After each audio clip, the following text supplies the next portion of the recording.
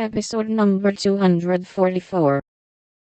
It was a lively scene, for soon the spirit of the social season took possession of everyone, and Christmas merriment made all faces shine, hearts happy, and heels light. The musicians fiddled, tooted, and banged as if they enjoyed it. Everybody danced, who could, and those who couldn't admired their neighbors with uncommon warmth. The air was dark with Davises, and many Johnnies gamboled like a flock of young giraffes. The golden secretary darted through the room like a meteor with a dashing French woman, who carpeted the floor with her pink satin train. The serene Newton found the supper table, and was happy, eating steadily through the bill of fare, and dismayed the Garcons by the ravages he committed. But the emperor's friend covered himself with glory, for he danced everything, whether he knew it or not, and introduced impromptu pirouettes when the figures bewildered him. The boyish abandon of that stout man was charming to behold, for though he carried weight, he danced like an India rubber ball.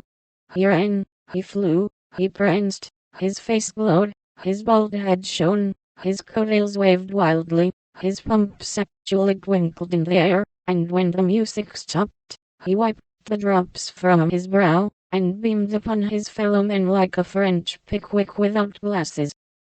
Amy and her pole distinguished themselves by equal enthusiasm, but more graceful agility, and Laurie found himself involuntarily keeping time to the rhythmic rise and fall of the white slippers as they flew by as indefatigably as if winged. When little Vladimir finally relinquished her, with assurances that he was desolate to leave sorely, she was ready to rest, and see how her recreant knight had borne his punishment. It had been successful, for at 23, blighted affections find a balm in friendly society, and young nerves will thrill, young blood dance, and healthy young spirits rise, when subjected to the enchantment of beauty, light, music, and motion. Laurie had a waked-up look as he rose to give her his seat, and when he hurried away to bring her some supper, she said to herself, with a satisfied smile, "Ah, I thought that would do him good." "You look like Balzac's femme par elle-même," he said, as he fanned her with one hand, and held her coffee cup in the other. "My rouge won't come off."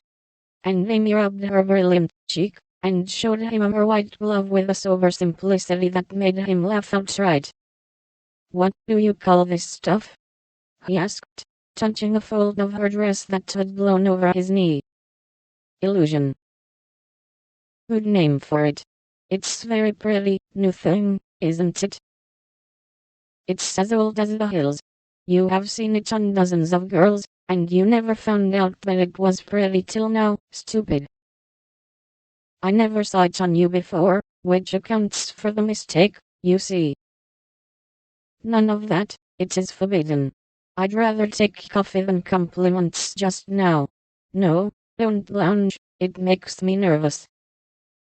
Laurie sat bolt upright, and meekly took her empty plate, feeling an odd sort of pleasure in having little Amy order him about, for she had lost her shyness now, and felt an irresistible desire to trample on him, as girls have a delightful way of doing when lords of creation show any signs of subjection.